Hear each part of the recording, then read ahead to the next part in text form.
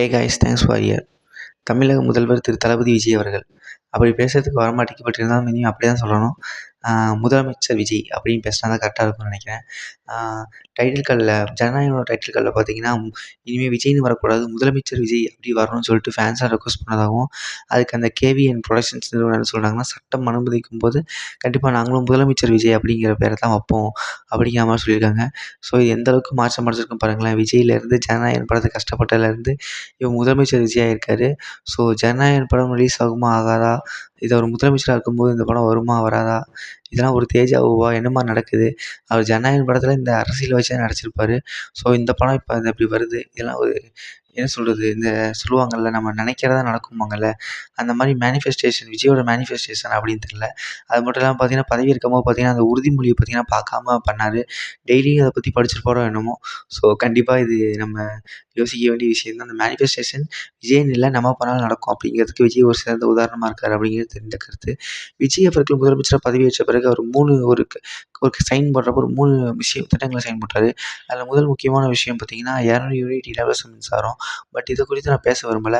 எல்லாருமே அதிகமாக சொன்னது, அவர் ஒருவேளை மகளிருக்கு இந்த இலவச பேருந்து, இல்லைன்னா மகளிருக்கு இந்த 2500 இந்த மாதிரி ஏதாவது கையெழுத்து போடுவாங்களோ அப்படின்னு நினச்சாரு. பட் அவருக்கு தெரியுது, நிலைமை தெரிஞ்சிருக்கு. இப்போ கண்டிப்பாக நம்ம இந்த மாதிரியான திட்டங்கள் கையெழுத்து போட முடியாது. ஏன்னா தமிழ்நாடோட நிதி நிலவரம் ரொம்ப மோசமாக இருக்குது.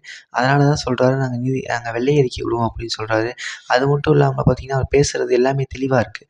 அவர் சொன்னது பார்த்தீங்கன்னா, இந்த மாதிரி தமிழ்நாட்டோட கஜானா காலியாக இருக்குது, தொடச்சி வச்சுட்டு போயிருக்காங்க. ஸோ எனக்கு கண்டிப்பாக டைம் வேணும். பட் ஆனால் நான் குறி வச்சு பேசலை, சொன்ன எல்லாத்தையும் கண்டிப்பாக நடத்துவேன். பட் எல்லாத்தையும் டைம் வேணும். ஏன்னா இப்போ பார்த்தீங்கன்னா, அந்த பஸ்ஸில் ஃப்ரீலாம் இப்போ நீங்கள் கையெழுத்து போட்டிங்கன்னு வச்சுக்கோங்களேன், கண்டிப்பாக ஏற்கனவே தமிழ்நாடோட போக்குவரத்து துறை பார்த்தீங்கன்னா, ஒரு மிகப்பெரிய அளவில் அத்தர பாலத்தில் ஓடிக்கிட்டு இருக்குது. இதில் மட்டும் நம்ம எல்லா பஸ்ஸும் ஃப்ரீன்ட்டோன்னா கண்டிப்பாக அதை எங்கேயாவது போக்குவரத்து துறை அந்த தெருவில் போய் தான் நிப்பாட்டணும். ஸோ எல்லாமே அவருக்கு தெரியுது. ஸோ கண்டிப்பாக தெரிஞ்ச விஷயம் தான். நம்ம வந்து விஜய் அவர்களை அண்டர் எஸ்டிமேட் பண்ணக்கூடாது. அவர் எல்லாமே தெரிஞ்சு தான் வந்திருக்காரு. இன்னொரு முக்கியமான விஷயம் பார்த்தீங்கன்னா, அந்த 200 யூனிட் மின்சாரத்துக்கு பிறகு அவர் கையெழுத்து போட்ட 2 முக்கியமான திட்டங்கள்னு பார்த்தீங்கன்னா, அந்த சிங்கப்பெண் சிறப்பு அதிரடிப்படை, அது வந்து மகளிர் பாதுகாப்புக்காகவும், அதே மாதிரி பார்த்தீங்கன்னா, அந்த போதைப்பொருள் தடுப்பு பிரிவு, இது வந்து பார்த்தீங்கன்னா தமிழ்நாட்டில் போதைப்பொருள் ஒழிப்புக்காகவும் முக்கியமாக செய்யப்பட்டது. இது எதற்காக கொண்டு வந்திருக்கான்னு பார்த்தீங்கன்னா, நீங்கள் டிஎம்கேவோட ஆட்சியில் முக்கியமாக சொல்லப்பட்டது இந்த போதைப்பொருள் தடுப்பு கலாச்சாரம். போதைப்பொருள் வந்து தமிழ்நாட்டில் மிகப்பெரிய அளவில் உயர்ந்துச்சு. அதே மாதிரி பார்த்தீங்கன்னா, பெண்கள் பாதுகாப்பு. இந்த 2 தான் டிஎம்கே ஆட்சியில் மிகப்பெரிய அளவில் சொல்லப்பட்டுச்சு. ஸோ அந்த 2க்காகவுமே பார்த்தீங்கன்னா, இப்போ ஒரு திட்டத்தையும் ஒரு சிறப்பு பாதையை உருவாக்கியிருக்காரு அப்படிங்கிறது ஒரு டைரக்ட் மெசேஜிங் டூ டிஎம்கே. அதாவது அவங்க டிஎம்கே ஆட்சியில் இதெல்லாம் இருந்துச்சு, பட் இதெல்லாம் நம்ம ஆட்சியில் வராது அப்படிங்கிறதுக்காக பார்த்தீங்கன்னா, முதல் நாளே கையெழுத்து போட்டிருக்காரு. இதெல்லாம் டைரக்ட் மெசேஜ் அப்படிங்கிறதுல நமக்கு எந்த மாற்று கருத்தும் இல்லை. இப்போ இந்த பல வருடங்கள் பார்த்தீங்கன்னா, இந்த 50 வருடங்கள் திராவிட கட்சிகள் ஆட்சிக்கு மாறி வந்த பிறகும் கூட, முதலமைச்சரான பிறகு யாருமே இந்த எதிர்க்கட்சியோ, இல்லை எதிர்க்கட்சியில் இருக்கக்கூடிய எம்எல்ஏக்களையோ கூட பார்த்து பேச மாட்டாங்க. பட் முதலமைச்சர் விஜய் அவர்கள் அறிஞர் அண்ணாவுக்கு பிறகு பார்த்தீங்கன்னா, எல்லா எதிர்க்கட்சி தலைவர்களையும் போய் சந்திச்சிருக்காரு.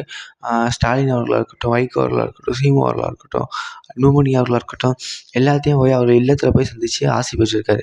இதில் முக்கியமான விஷயங்கள் நம்ம என்ன பார்க்கணும்னு பார்த்தீங்கன்னா, ஏற்கனவே விஜய் அவர்களோட கவர்மெண்ட் ஒரு மைனாரிட்டி கவர்மெண்ட் சொல்லலாம். 108 தொகுதி 107 எம்எல்ஏக்கள் இருந்தாலுமே, அவர் வந்து சில பல கட்சிகளோட ஆதரவோடு தான் அவர் இப்போ ஆட்சி நடத்திட்டுருக்காரு. இது ரொம்ப நாளைக்கு போகாது அப்படிங்கிறது அவருக்கும் தெரியும். ஸோ அப்படிங்கிற பட்சத்தில் அவர் வந்து போய் பல எதிர்க்கட்சி தலைவர்களை சந்தித்தது ஒரு ஆதரவு திரட்டுறதுக்காகவும் இருக்கலாம், இல்லை ஒரு டைரக்ட் மெசேஜிங்காகவும் இருக்கலாம். நான் வந்து மற்றவங்க மாதிரி கிடையாது, நான் வந்து ஒரு நியூ கவர்மெண்ட் அமைக்க போகிறேன், நான் வந்து ஒரு ஹெல்த்தியான அரசியல் பண்ண போகிறேன் அப்படிங்கிறதுக்கான ஒரு டைரக்ட் மெசேஜிங்காக இருக்கட்டும். அவர் அந்த 2 நாளாக பண்ணதுலேயே நிறைய டைரக்ட் மெசேஜிங் இருக்குது. அது நீங்கள் எந்த அளவுக்கு கவனிச்சிங்க அப்படிங்கிறது எனக்கு தெரியல. ஸோ கண்டிப்பாக இது ஒரு நல்ல ஒரு மாற்று அரசியல்னு சொல்லலாம். பட் அதுக்குள்ளே பார்த்தீங்கன்னா, நம்ம டீம்லாம் கொந்தளிச்சுக்கோ, என்னென்ன மாற்று அரசியல், இலவசங்கிறீங்க, இதுங்கிறீங்க, இதான மாற்று அரசியல்னு சொல்கிறீங்க. பட் உண்மையிலே அறிஞர் அண்ணாக்கு அப்புறம் எதிர்க்கட்சி தலைவர்களை முதலமைச்சரான பிறகு சந்தித்த ஒரே முதலமைச்சர் தளபதி விஜய் அவர்கள் தான். இதை நீங்கள் புரிஞ்சுக்கணும். அது மட்டும் இல்லாமல் முதலமைச்சரான பிறகு அங்கே முதலமைச்சர்கள் எங்கே வேணால் போகலாம். அப்பா அம்மாட்ட போகலாம், கோயிலுக்கு போகலாம், சர்ச்சுக்கு போகலாம், மாஸ்க்குக்கு போகலாம், வெல்விஷர்ஸுக்கு போகலாம், கட்சி அலுவலகத்துக்கு போகலாம்.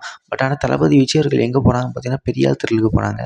ஸோ இதுலேருந்து அவர் கண்டிப்பாக சொல்கிறாரு, என்னோட எதிரிங்கிறது திமுக தான், அதே மாதிரி கொள்கை எதிரிங்கிறது பிஜேபி தான். பிஜேபியிலேருந்து தன்னை டிஸ்டன்ஸ் பண்ணுறாரு. இது பார்த்தீங்கன்னா அவருக்கு நல்லாவே தெரியும்.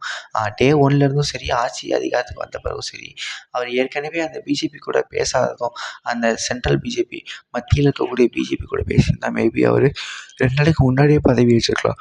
பட் மனுஷன் தன்னை